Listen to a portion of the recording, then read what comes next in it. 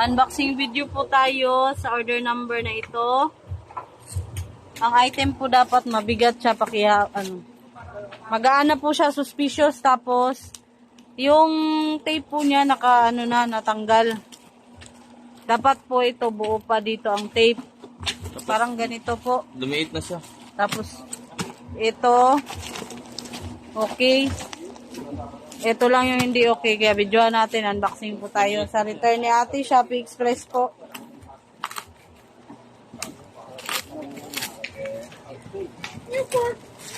Ayan.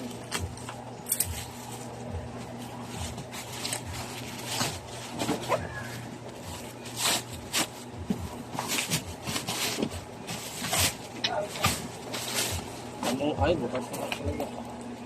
Ay, magaling yung nagpalit nito. Oh. Ayan po. Okay kung saging, ikaso.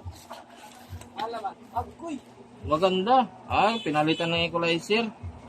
Equalizer din naman siya, pero bagong-bago. Picturean ko muna ganyan. Pero natira oh. Darling. Ganyan. Yan yung pinalitan. Bagong-bago.